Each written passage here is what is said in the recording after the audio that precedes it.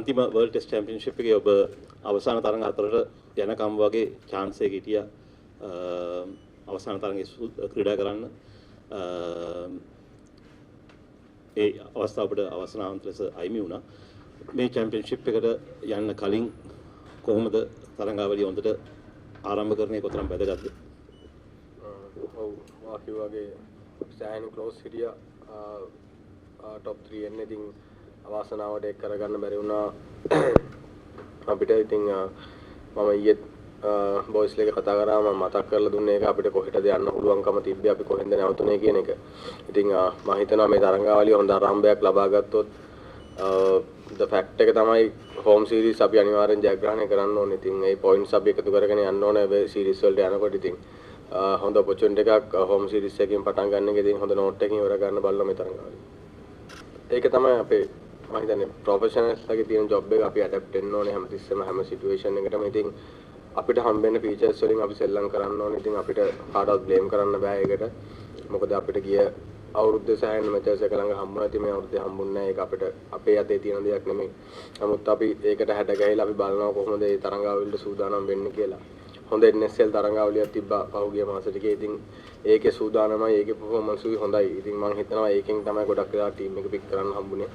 හොඳ යන්ග්ස්ටර්ස්ලා ටිකක් ඉන්නවා.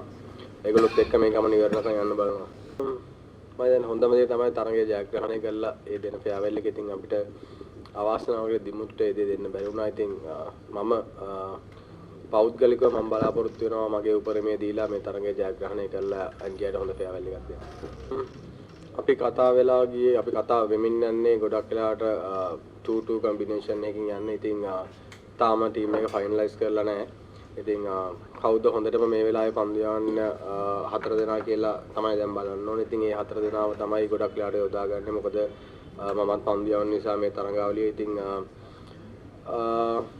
ගොඩක් වෙලාවට මේ ඉවිනිං එකේ ටීම් එක එළියට එයි. So if I can ask you it's a start of a new test championship how important is it for you guys to start this series on a positive note? I think very important. It's a good opportunity for us to start well in this Test Championship.